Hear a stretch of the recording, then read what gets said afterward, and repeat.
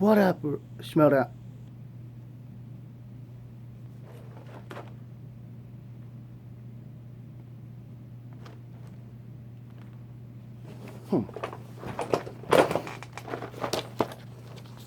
Bonnie's box.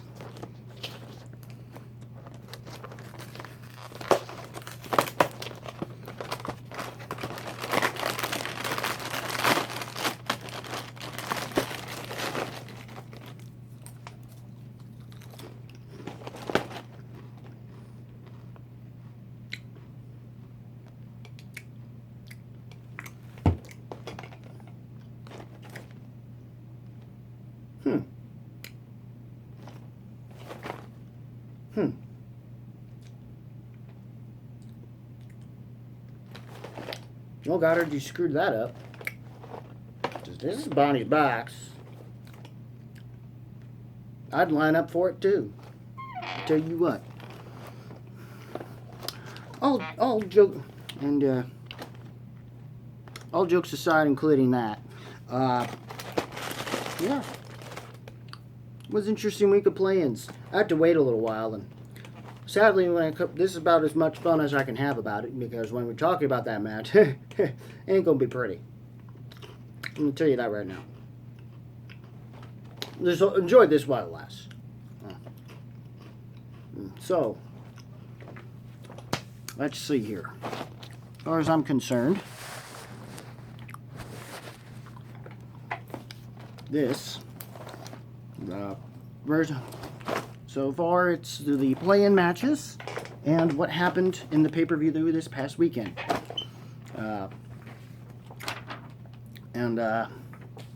So far, it seems a little disappointed, given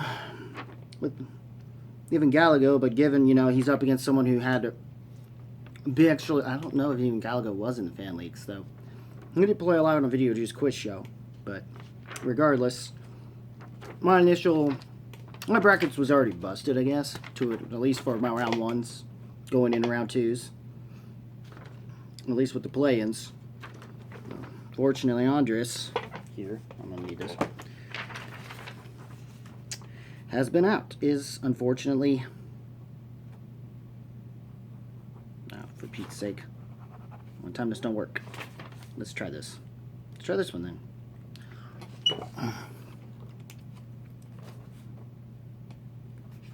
There it is. That don't work either. Well, either way, we're crossing off Andres, and it's going to be him and apparently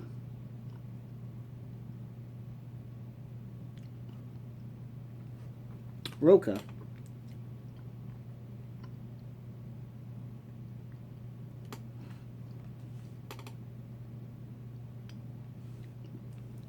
Going in against Adam Collins.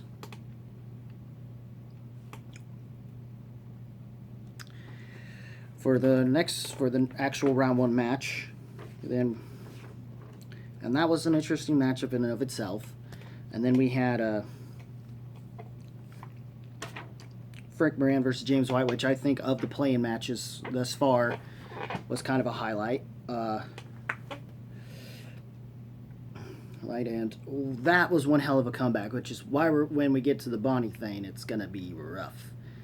Luckily, I've seen the 5-pointer that happened yesterday, so as of recording this, it's Wednesday, because that's when. Because I wanted this, I had to wait, because all the play-in matches weren't out yet. So I had to wait for the play-in matches, and then I'm going to talk and separate the round one matches in a separate video. So, heads up. And Frank Moran, and I had James White going in, and apparently he managed to make the comeback, and Moran could not follow that up. So he's out, and it's going to be him and Bibbs for the round one match. And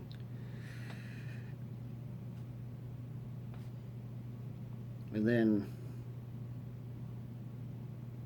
even though it should have technically be Roca that should have been in that bracket according to this, but I guess they switched it up and made it more the, even though it should have been Irwin, whoever,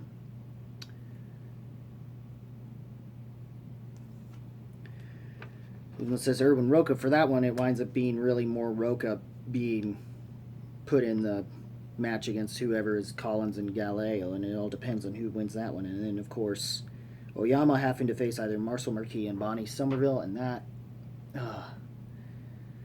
was a rough match. I mean, we all knew, granted, she did well enough in the sense that she didn't get knocked out, but a loss is a loss, girl.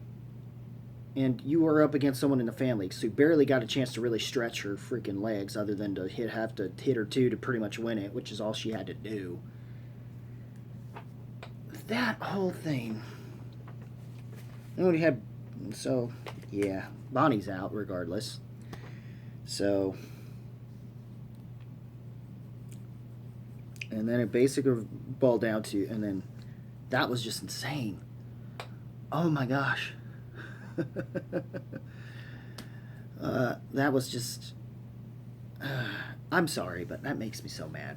God damn it, Bonnie. I don't know what to tell you, girl. I mean, the best I could give you was, was the low-hanging fruit knapsack gave me. I mean, come on. That's why I said blame knapsack. That's why I came up with the idea. He gave it to me. Literally handed it to me on a silver platter. I'm like, he just threw out a box of Cheez-Its. And I'm like, that's what this is, or any woman for that matter. I'm telling you what. If that were the case. And there's a reason why you don't make it taste like this. Y'all ladies be done. Done before we done, and by that point you've over-exhausted yourself. You may as well have died from it. Yeesh. There's a reason why they don't make those like this. Did I say I was family friendly? Not really. I have my moments, but not here. But anyways, yeah, Bonnie, you're done. No one's gonna take you. Given that this is now more of a sport than the wrestling thing, chances are the best thing, if someone does, they're just going to put you in with someone on a team and someone who knows how to carry a weaker player. Or so good already on his own that he can easily carry someone else and fill in the small little boxes, different ones than what I was referring to. But anyways, Marcel Marquis, or McKee, or apparently she was damn good. And then we finally got, and that wasn't as good compared to the James White's idea of a comeback, because it wasn't much of anything, because you were gonna, all it took was a 2-pointer and you were done. You did better than what was expected, but it still wasn't enough. You wanted to prove something, but which leads me to the other match. But before we get to that, we had our teams match between Final Exam versus Shazam. Winner goes and faces Who's the Boss. Winner of that will eventually face, winner goes into the next pay-per-view, this coming pay-per-view. And Shazam unfortunately pulled the win, mainly because Final Exam was unable to pull that victory. And we'll eventually get to what happens with Lon Harris next video. This one,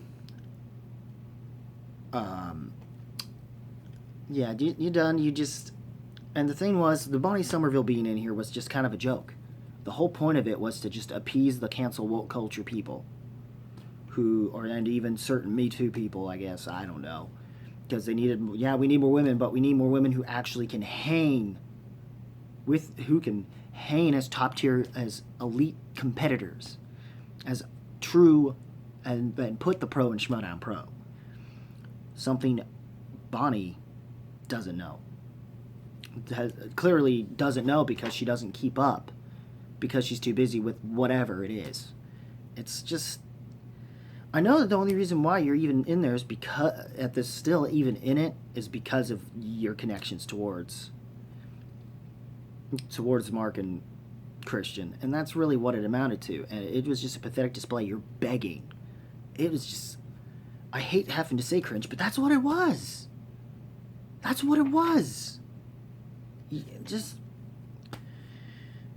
no one's gonna want you back anymore. hell, you're probably the furthest thing from to be by the end of this tournament. You're the furthest thing from anyone's mind on who they're going to draft, especially when there's going to be possible new talent coming up. You're going to be the furthest thing. People are looking at who can they draft that's going to actually give them. These managers are going to pick whoever they want to get you points, and you've done none of that for either one of them. And Burning Druids was already a mess in and of itself. The only thing that might have kept it from being a mess is R&B's actual management. And I think if he is watching now, he's kicking himself, pissing himself, and he's probably making a tirade rant about it. Like how he probably could have done better. And yes, of course he would have. Hell, he wouldn't have put up with Hannah's bull crap. I'm willing to bet that. But anyways. But we will never know, I guess. We'll never know because of all this, because all that other bullshit that involved the whole George Floyd thing is just... The only Floyd I want to know is Pink Floyd at this point. Even though that's still neither here nor there. I hate what happened to the guy. But I hate more what's transpired within that week that I didn't need to deal with because I was dealing with other personal crap, so it was just me imploding anyway. Almost getting me kicked out of Action Chat. I've already said this before, blah, blah, blah. But anyways. Now we get to that match, and then it's unfortunate the 5-pointer, and Shazam is rusty going into what my predictions are for who's the boss. For their match and who's the boss. More likely who's the boss might have a chance, but that all depends on Riley.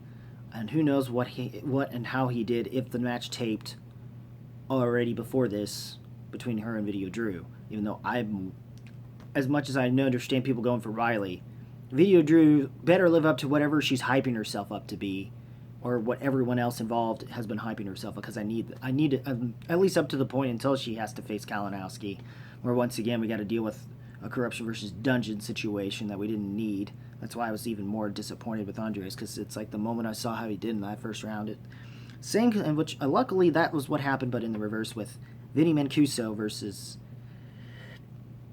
the winner, basically determining one of the best matches we've had all year. And if it wasn't because of it being virtual with that asterisk, I think we should be talking about this match. Sure, everyone else is going to say it because it was a live event. And putting the whole asterisk of that, it's like, I'm willing to bet that for a fact that this match could have been just as good outside of being virtual had we not had to deal with all this crap here in 2020. 2020 in and of itself is just an asterisk, and this entire season, as Ben Bateman put it recently on Backstage, is an entire asterisk. But there's one thing, despite that, that's why I didn't bet again. It was a tough match, it wouldn't go either way, but when it comes down to it, there has never been a moment where Dan has won a belt, has went to a championship and not won a belt. And furthermore, since winning said belt, he has never not defended it at least once. In each reign he's had with that belt, yet alone even as the team's title, since he did defend it at Spectacular with Roka. And hopefully I'm planning on them defending it against Corruption, because I want a proper grudge match, and more likely one of an Iron Man style. And I want to see that actually been virtual, because now we know what the round 4s are like, and in terms of speed round and how they're going to handle those 2 minutes, or should I say 4 minutes. They probably should dock a little bit of the time in the more round 1 free-for-all-ish style of whiteboard questioning. That's what I'm hoping to happen. And I believe that they can pull it off, especially even more so, despite what happened with Roka in that match. He's more fired up, and he's even more pumped up after seeing how he handled it. Which, yeah, he said what we all knew was going to be said. It wasn't going to be much of that big of a deal surprise, to me. Given Roka basically was going to say yes, he's never going to turn down a challenge, despite how he felt that day. It's just... And Merle's win really pumped him up and everything. So, yeah. And that win from Merle And him winning it also was even more ironic given it was apparently him and Mara's song. So, of course, he had to make sure he knew the title, and he did. Which, oh, that would have been a bad night altogether if he hadn't. Which was great. Which, that was kind of adorable. He's great.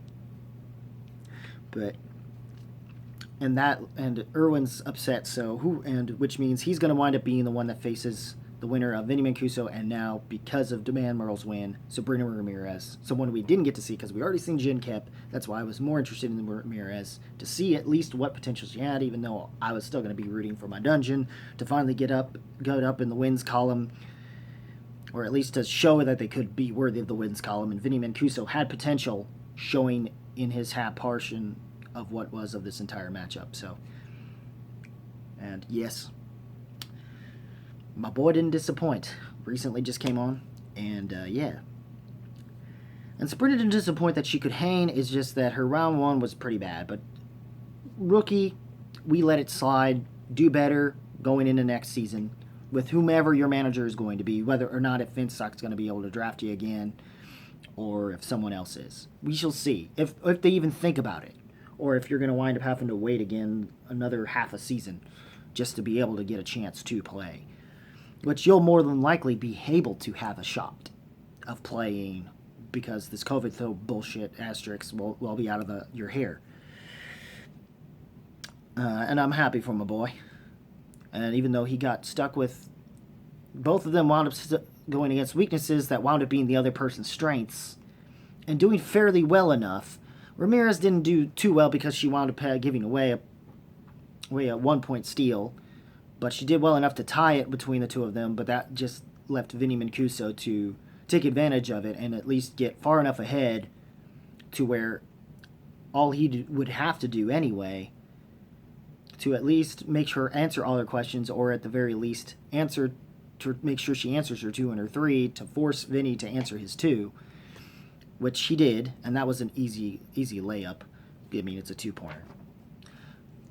And I'll admit that she didn't have that one. Yeah, it was, wow. It was just the moment that happened, I was like, I knew it because I think someone spoiled it in a certain interview a while back. Somewhere. I'm trying to remember where. I'm thinking it might have been during Sin Lives in one episode, but they kind of spoiled Vinny and accidentally spoiled it.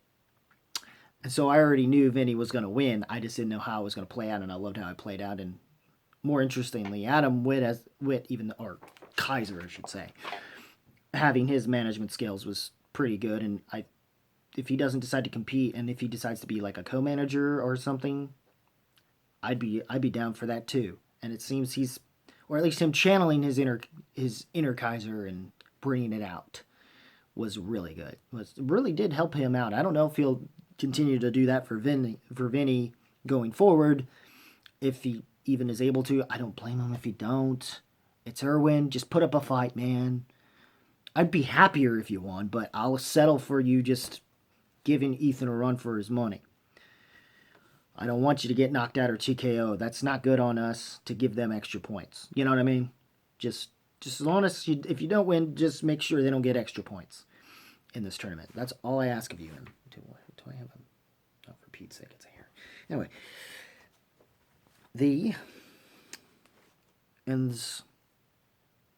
that match was just perfect. That everyone's still saying Bateman and them because they're live and shit. I'm like, but I wasn't there live, and personally to me, it felt more like it was done. It did go to sudden death, but it was already seemed by looking back on it, the moment he missed his 5, he knew. Even he said he knew he was done, and all he had to do was miss something in a sudden death. If he had just been able to pull that answer, it would have been done. It would have been over. He was far enough ahead. He just needed to, and it just didn't work in his favor. It was almost similar situation with Roca and Irwin's match, which wound up going to sudden death as well, because Roca missed his 5, which could have easily made him win the match. But anyways, regardless of that, this was awesome. It was awesome to finally see the dungeon. I needed some morale boost here, as well as a previous, apparently they referenced in the match, a previous match that I will talk about in another video, which also gives me a little bit of a boost. But anyways, though I do feel bad on both ends, so Sabrina put up enough fight with that one, and I'll get to the other one, and I feel bad about that for other reasons, given that person's personal issues he's had to deal with closing out 2019, already kind of having him have to start a shitty 2020, despite recently getting a nice looking Ghostbusters mobile that looks like the one I did photos of and posted on both the Karen's Army and theirs, which makes me wonder if he got the same one, because it's not there anymore, even though it's been literally a week or two since I've checked. I went that way and checked. Yeah, it's not there anymore. But anyways, I digress. But yes, we already have our playing matches are done, officially now done, and I can also talk about that match pay-per-view, but I'm not going to be able to release this until this Friday because of the pay-per-view itself. So there's that. So between the pay-per-view matches, which, I mean, Harris doing his delinquent thing, always funny. I'll even talk more about that later in the next video, whenever that is. And yeah, I loved what we got out of this. I mean, despite the Bonnie Somerville thing being of the play-ins being the most cringe, and just further proving our points of why in the fuck did you put her in here? You can't just say some woke shit and it make any sense when you're trying to go more of a sports route than a WWE route. In the WWE aspect, you're trying to somewhat maintain, okay, but when we know the competitor that she's up against is someone who's went through the grind of the fan leagues, and we've seen, especially since last year, how much that has paid off. Yeah, I wouldn't, how doing through that grind pays off, and it further does prove a point that finally someone who had been through that grind finally gets his chance, quite literally, and goes from there, and he'll also be getting a chance there. I understand if corruption is going to be tough because they've already been through all the newer point system, and it's going to be tough. So, yeah. Anyways, overall, I enjoyed, despite the Bonnie issue there, I enjoyed the match, and being at least that's giving me some low-hanging fruit to go off of to start this video. I really, other than that, I enjoyed this match. Funnier in my head probably than what it was executed, but that's okay. It's fine. Everything's fine. But yes, what did you think of the tournaments? Are your brackets busted? Leave a comment below, let me know. Mine might as well be, I guess. But anyways, what did you think? Leave a comment. Once again, leave a comment below. Click the like button, notification bell for more, and yeah. Also, link to this in the description to my Facebook page, so I can follow me there. And as always, guys, keep it random, keep it real, keep it rocking. If you smell what the movie trivia Schmoedown rocks, Skybound Entertainment, and so on and so forth, is cooking.